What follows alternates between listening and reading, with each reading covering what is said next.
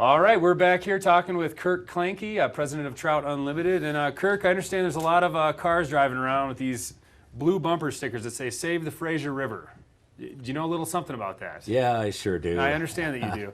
Now, who are we saving the Fraser from, or what? What's going on there? Well, I started the Save the Fraser River project when 60% of the river was diverted through a tunnel right up at the ski area. Yep. The tunnel's owned by the city of Denver, and they diverted 60% of the river, and about 10 years ago they announced that they were going to divert half of the remaining flows. When did the 60% start?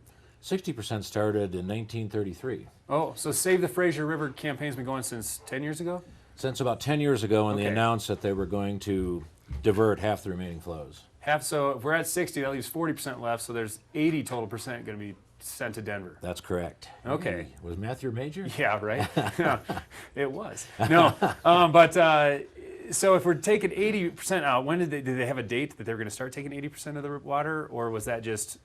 They're seeking a permit. Okay. And it depends on how long it takes to get the permit. They started 10 years ago thinking they'd have the permit in 3 to 5 years. So the city of Denver needs 80% of the water, and who is this permit with? Who are they taking the water technically from? I mean, it's not you. They need permission from the U.S. Army Corps of Engineers to triple the size of an existing reservoir, so they have a place to put the water when Okay. they take it. They own the water, and the way Colorado water rights work, they're legally allowed to take 80% of a river.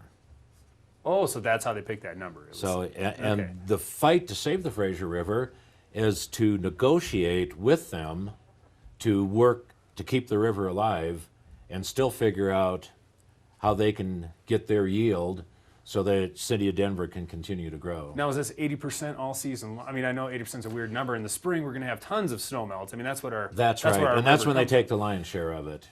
So the native flows might be 115,000 acre feet a year, and they'll take most of it in the spring when it's Okay. flowing big. They do divert year-round, which hurts the river in the winter, which is part of why we are negotiating with Denver to see what they can do to take water at times when it doesn't hurt the river.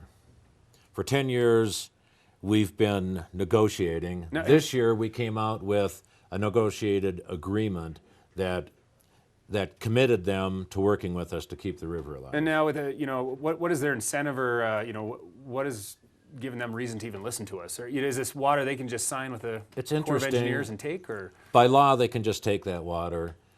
I think what has them in a cooperating mood is how politically ugly it is to kill a river in Colorado where tourism is one of our main economies. Sure. It's our only really sustainable economy in this state. Is this common with other rivers? I mean, are they taking 80% of the Colorado or 80% of the? We're the most heavily Polluter. diverted county in the state of Colorado, and 80% is a new landmark. 50% is all they take from the Roaring Fork, Okay. and that's Colorado Springs. So this 80% is going to set a new precedent. 80% is a precedent setting. The law is there that they can dry the river up completely if they own all the water rights. Wow. They own 90% of the water rights. Okay. Well, that's very interesting. Well, with that, we're going to have to take a quick break again, but we'll be back to chat a little more about that and continue on. So we'll go off to check out the weather out there.